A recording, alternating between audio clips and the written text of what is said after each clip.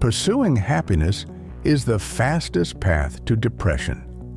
That relentless quest for positive emotions and peak experiences you've been taught to chase? The vision of perpetual joy sold by self-help gurus, wellness influencers, and positive psychology? It might be the very thing keeping you from the profound fulfillment you actually seek.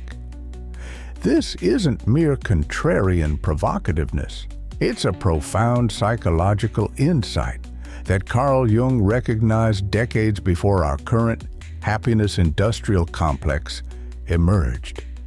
Tonight, we continue our exploration of Jung's revolutionary psychology by examining one of his most counterintuitive yet liberating insights: the dangerous illusion of happiness seeking and the unexpected path to a life of genuine meaning. Building on our previous discussions of the shadow, projection, the curse of consciousness, the anima, prophetic dreams, the inflated ego, and collective psychology, we now turn to something that challenges the very foundation of contemporary well-being culture. What happens when positive emotion becomes the primary goal of psychological life? What costs do we pay for organizing our existence around the pursuit of happiness? By the end of our journey, you'll understand why so many people feel increasingly empty, despite unprecedented access to pleasure, comfort, and entertainment. And more importantly, you'll discover Jung's radical alternative, a path toward what he called wholeness that embraces the full spectrum of human experience, including the very elements our happiness-obsessed culture encourages us to avoid. The happiness trap, when positivity becomes pathological. The foundation of all mental illness is the unwillingness to experience legitimate suffering. With this striking statement, Jung identified a psychological pattern that has only intensified in our contemporary era: the reflexive avoidance of necessary pain and the desperate pursuit of positive feeling states. Let's begin by clarifying what Jung wasn't saying. He didn't oppose joy, pleasure, or positive emotions as experiences. He recognized these as natural and valuable dimensions of human life. What concerned him was the elevation of these states into primary life goals. The belief that constant happiness is both achievable and desirable as an organizing principle for psychological existence. This happiness imperative manifests in countless contemporary forms. The positivity culture that labels certain emotions as negative and thus to be eliminated. The personal development industry promising uninterrupted bliss through the right techniques. The pharmaceutical solutions for any deviation from cheerful baseline moods. The social media pressure to display perpetual well-being and success. Jung observed that this orientation toward perpetual happiness creates several profound psychological problems. First, it establishes an inherently unattainable goal. The human nervous system isn't designed for continuous positive emotion. Our psychological apparatus naturally oscillates between various feeling states, with happiness functioning as a signal and response rather than a sustainable condition. Setting continuous happiness as a goal is like expecting your body to maintain the biochemistry of orgasm indefinitely, a physiological impossibility that creates inevitable disappointment. Second, The happiness imperative misunderstands the actual function of emotions in psychological life. Emotions aren't simply pleasant or unpleasant sensations to be maximized or minimized. They're sophisticated information systems that communicate important data about our relationship to our environment, internal needs, and life circumstances. Sadness, anger, anxiety, grief. These aren't malfunctions to be corrected, but essential communications that guide psychological development. As Jung wrote in Modern Man, In Search of a Soul, even a happy life cannot be without a measure of darkness, and the word happy would lose its meaning if it were not balanced by sadness. Third, and perhaps most concerning to Jung, the pursuit of happiness often becomes a sophisticated form of avoidance, what he called resistance to the necessary suffering of individuation. When happiness becomes the primary goal, anything that threatens immediate positive feeling becomes something to eliminate rather than potentially meaningful experience to engage. This avoidance creates what contemporary psychologists now call experiential avoidance, the habit of escaping, suppressing, or controlling psychological content that might provoke temporary discomfort. This avoidance doesn't just postpone necessary psychological work. It actively creates the conditions for depression, anxiety, and existential emptiness. The more vigorously we pursue happiness as a primary goal, the more we separate ourselves from the authentic engagement with life that actually generates meaning and fulfillment.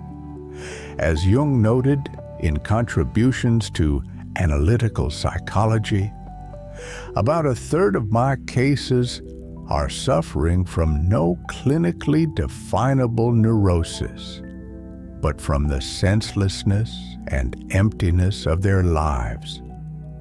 This can be defined as the general neurosis of our time. This general neurosis has only intensified in our contemporary era, where unprecedented material comfort and endless entertainment options coexist with epidemic levels of depression, anxiety, and suicide. The more our culture promises happiness through consumption, achievement, or positive thinking, the more hollow and unsatisfied many people feel despite material abundance. But what makes the happiness pursuit particularly dangerous is how it distorts the natural process of psychological development. In our next section, we'll explore Jung's understanding of how authentic growth requires precisely the elements that happiness-seeking encourages us to avoid. But first, consider this question. How has the cultural emphasis on happiness as a primary goal shaped your own relationship with more challenging emotional states? Have you noticed ways that pursuing positive emotions might sometimes function as avoidance of necessary psychological work? When pain serves purpose, the necessity of suffering. Jung's most provocative insight about happiness wasn't simply that its pursuit often backfires. It was his recognition that certain forms of suffering are not problems to be eliminated, but necessary catalysts for genuine psychological development. This perspective directly challenges the fundamental assumption of happiness-centered approaches to well-being, that painful emotions and experiences are inherently negative and should be minimized whenever possible.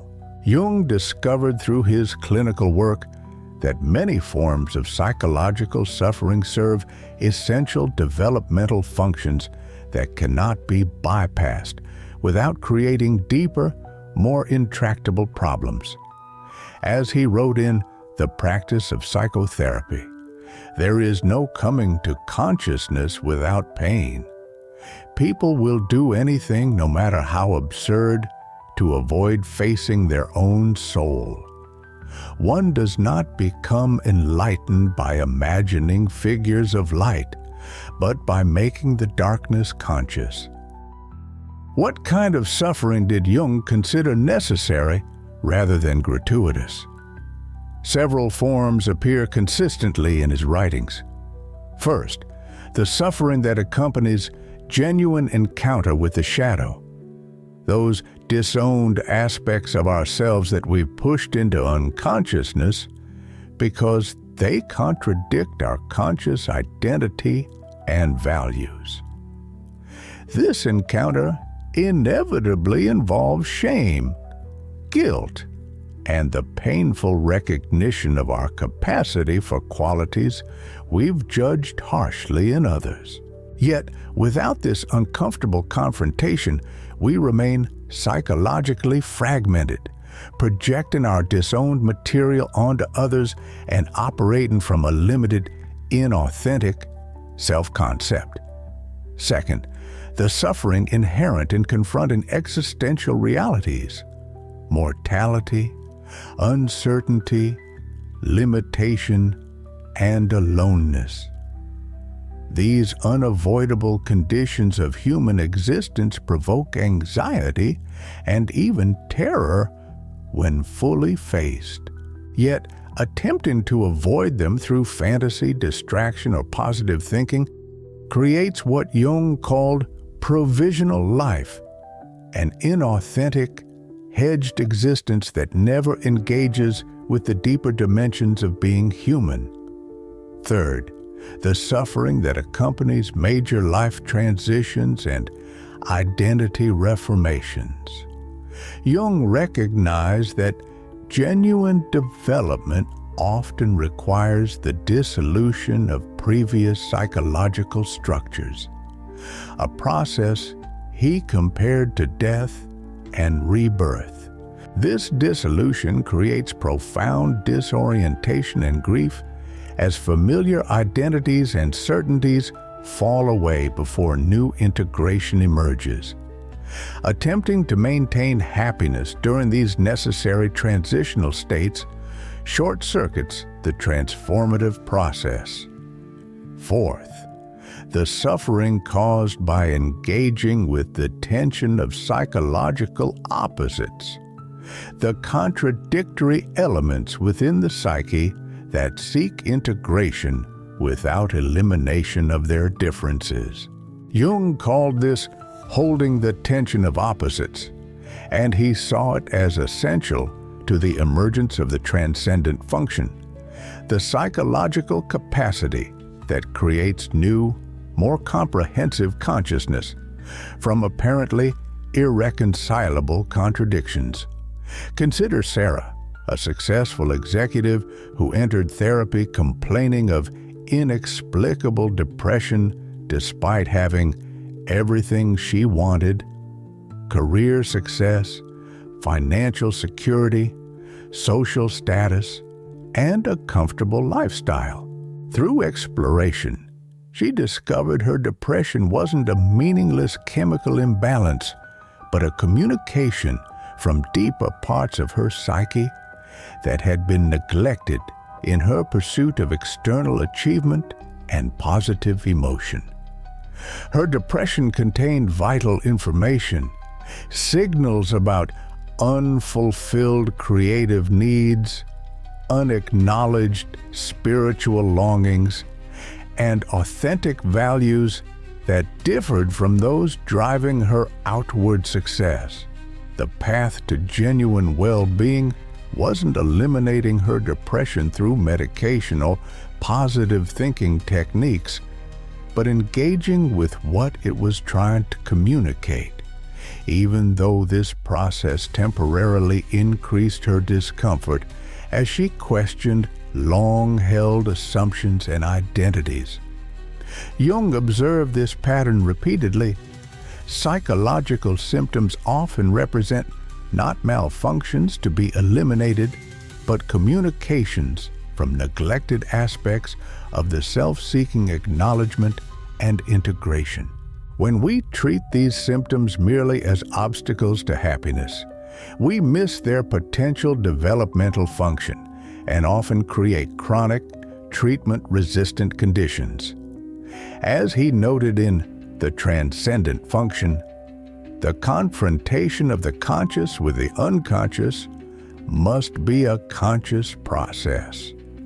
The patient is encouraged to give particular attention to the spontaneous fantasies which disturb his conscious convictions or his moral values. This particular attention to disturbing material directly contradicts happiness-centered approaches that encourage redirecting attention away from unpleasant thoughts and feelings. Jung discovered that healing often requires temporarily increasing discomfort by consciously engaging with precisely the psychological content we've been avoiding in our pursuit of positive feeling states. This perspective dramatically reframes our understanding of psychological symptoms. Depression might represent necessary withdrawal of energy from inauthentic pursuits. Anxiety might signal important information about violations of genuine values.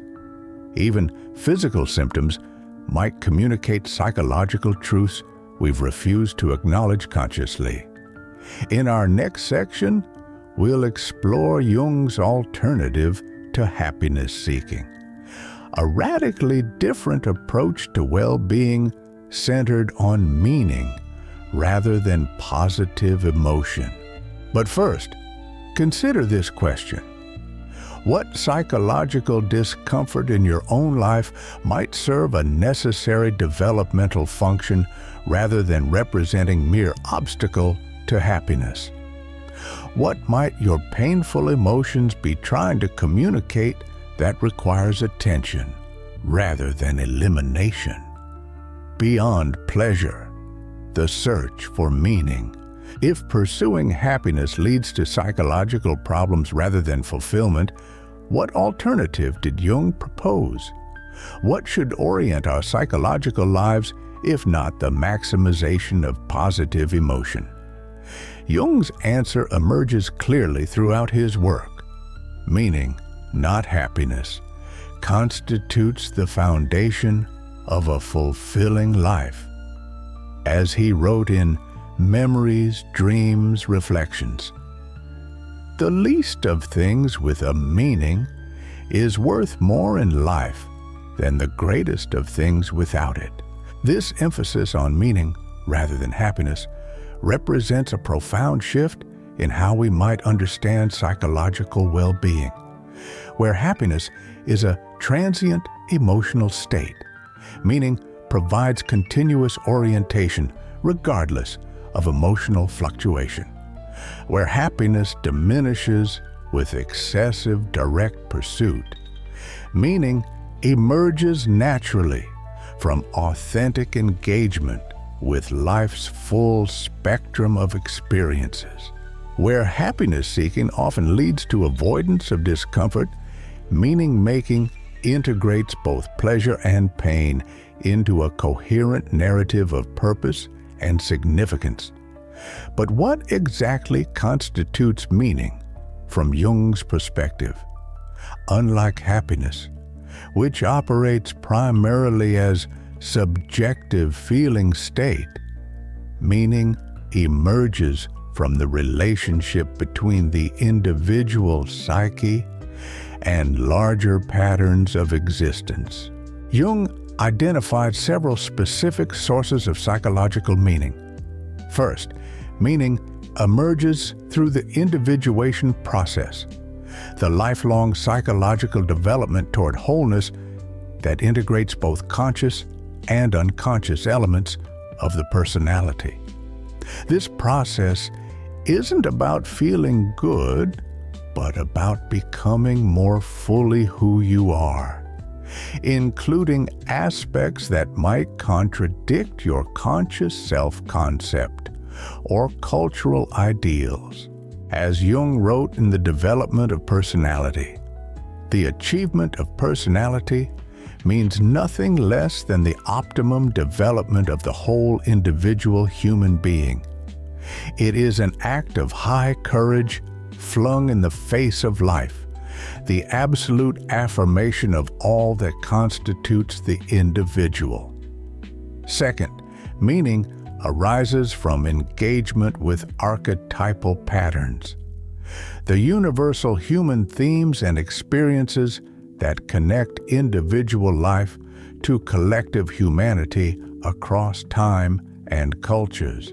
When personal experiences are understood within archetypal contexts, the hero's journey, death and rebirth, encounter with the shadow, integration of opposites, they gain significance beyond personal circumstance. Third, meaning emerges through what Jung called the transcendent function, the capacity to hold the tension between opposing psychological forces until a new, integrative perspective emerges. This isn't about resolving contradictions through compromise or eliminating one side, but allowing the creative tension itself to generate new consciousness that transcends previous limitations. Fourth, meaning develops through symbolic engagement with life rather than literal interpretation. Jung discovered that the symbolic attitude, the capacity to perceive events, dreams, symptoms, and synchronicities as meaningful communications rather than random occurrences, creates profound sense of participation in a responsive, intelligent universe, rather than a mechanical, indifferent one. Consider Michael, a mid-career professional who had achieved the conventional markers of success, but felt increasingly empty and restless despite his comfortable circumstances. Following Jung's approach, he began engaging with his dreams, exploring creative expression, and paying attention to synchronicities rather than dismissing them as coincidence. Through this process, he discovered nascent capacities and interests that had been neglected in his conventional success path. His disturbing dreams weren't random neural firings, but communications from his unconscious about undeveloped aspects of his personality. His apparently irrational attraction to certain symbols, myths, and creative pursuits contained clues to authentic direction beyond what his conscious mind could have planned. The path forward wasn't finding new sources of happiness or positive emotion, but deepening his engagement with the full spectrum of his experience, including the confusing, disturbing, and painful elements he'd previously avoided. This engagement gradually revealed a sense of purpose and direction that transcended conventional success metrics and provided resilient meaning regardless of transient emotional states. As Jung noted in The Structure and Dynamics of the Psyche, the meaning of life is not to be found in a craving for happiness, but in the acceptance of duality, not in asceticism or indulgence, but in the proper balance of our needs. This perspective offers liberation from the exhausting pursuit of continuous positive emotion. When meaning rather than happiness becomes the organizing principle of psychological life, painful emotions and experiences become potentially valuable rather than mere obstacles to overcome. Periods of confusion, doubt, or suffering are recognized not as failures, but as necessary aspects of an authentic life journey oriented toward wholeness rather than continuous pleasure. In our next section, we'll explore practical approaches to cultivating meaning beyond happiness seeking. But first, consider this question. What sources of meaning in your own life transcend transient emotional states? When have you experienced a sense of purpose or significance that remained resilient even during periods of psychological discomfort or pain? The alchemy of meaning, practical paths beyond happiness. Seeking, how might we practically shift from the futile pursuit of continuous happiness toward a life centered on meaning? Jung offered several specific approaches that remain profoundly relevant in our contemporary context. First, develop what Jung called symbolic attitude, the capacity to experience life events as potentially meaningful communications, rather than random occurrences to be controlled or merely endured. This involves cultivating curiosity about the possible significance of challenges, synchronicities, dreams, and even symptoms, rather than immediately categorizing them as problems to eliminate. Practice this by maintaining a dream journal, noting synchronicities, meaningful coincidences, and asking reflective questions about difficult experiences. What might this be trying to teach me? How might this connect to my larger life journey? What potential development might this challenge be serving? This symbolic approach doesn't deny practical reality or discourage appropriate action.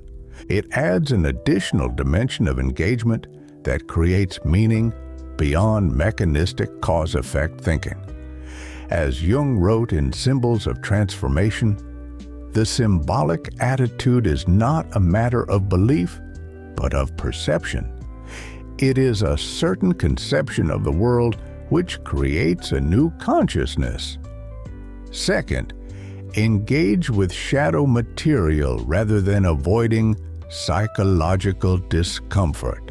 Jung discovered that genuine fulfillment requires not the elimination of unwanted aspects of ourselves, but their conscious integration.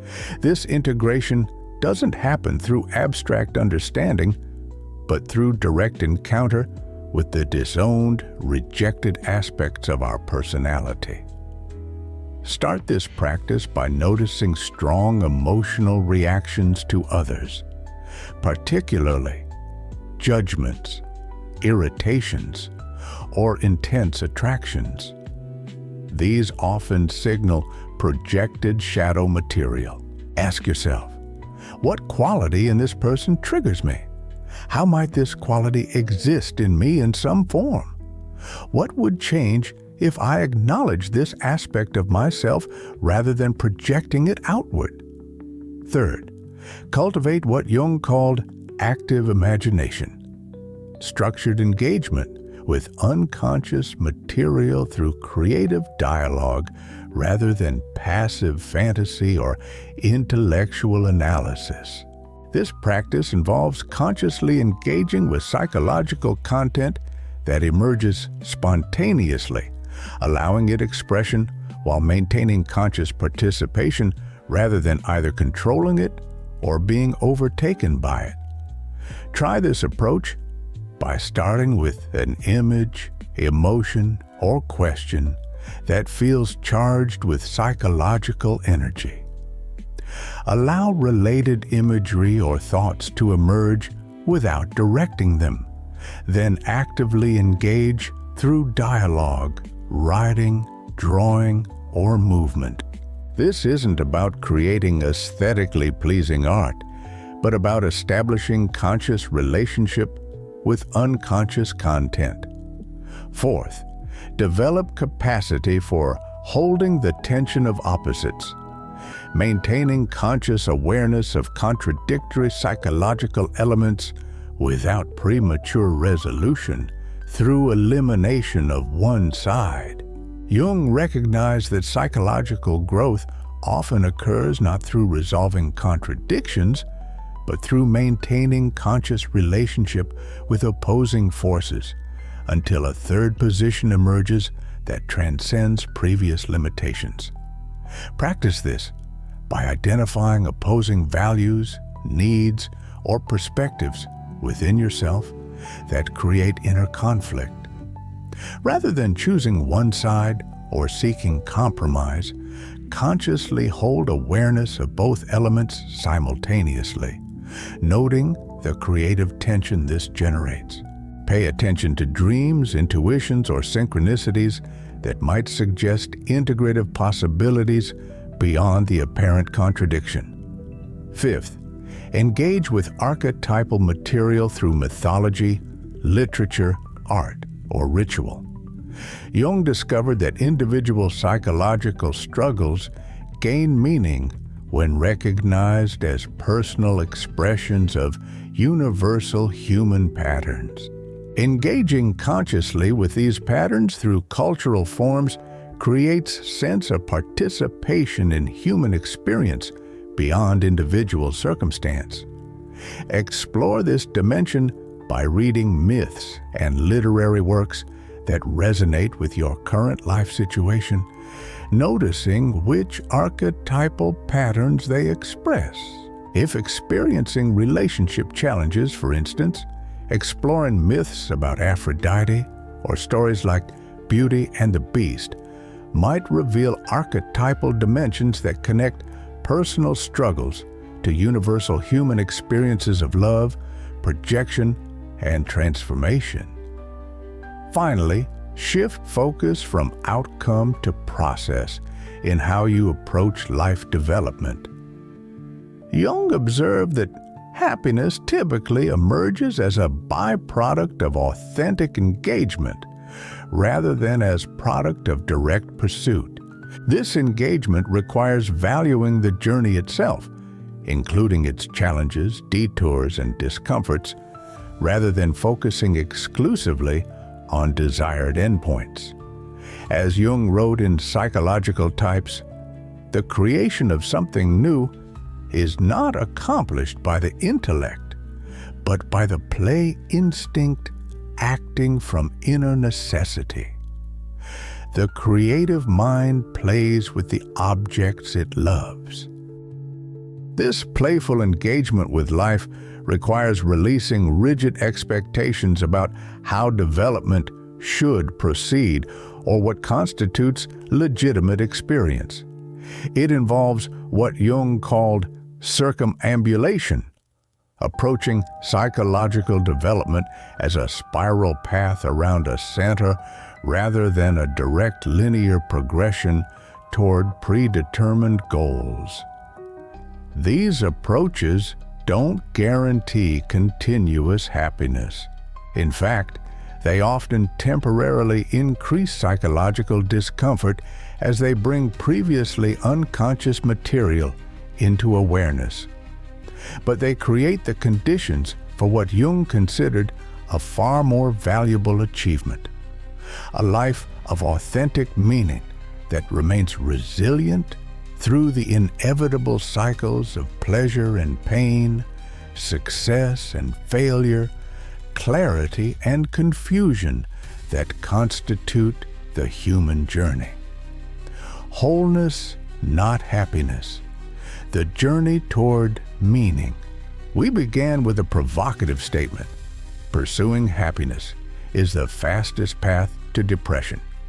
We've explored Jung's penetrating critique of happiness seeking, his understanding of necessary suffering, and his alternative vision centered on meaning rather than positive emotion. Now, we arrive at his ultimate insight.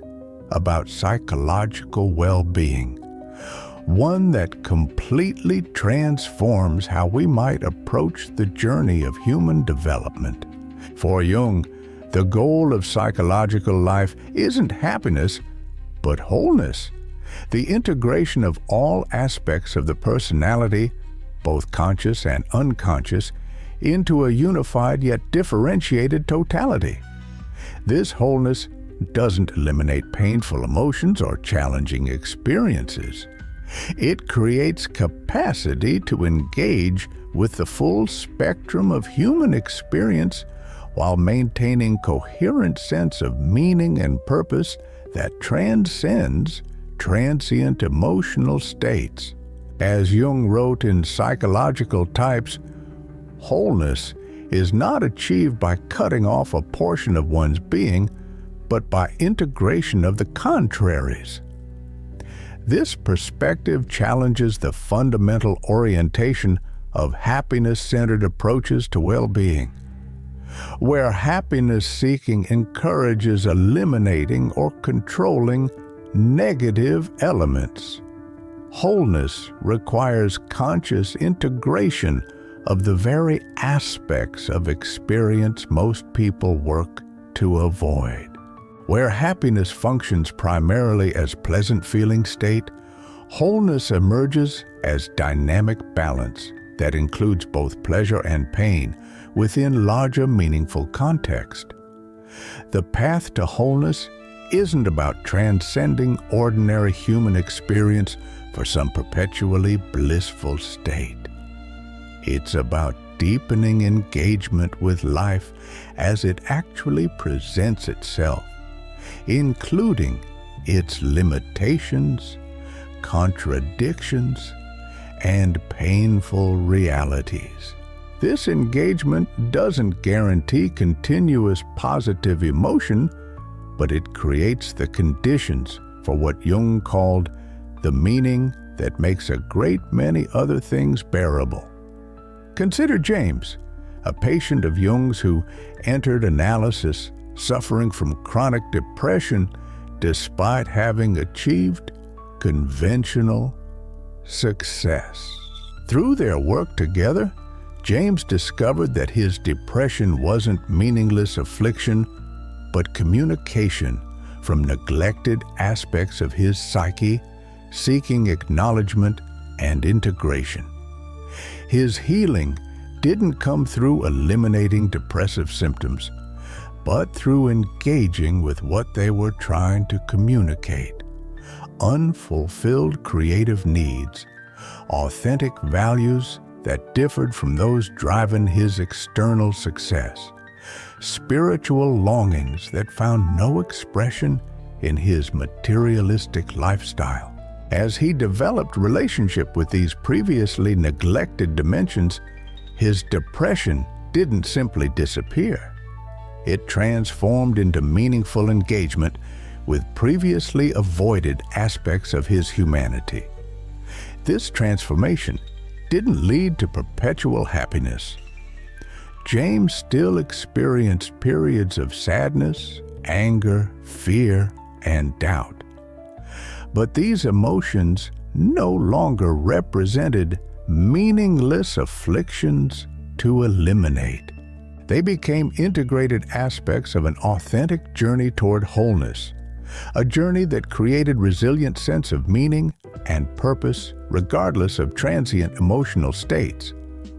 As Jung wrote in Modern Man in Search of a Soul, "The shoe that fits one person pinches another.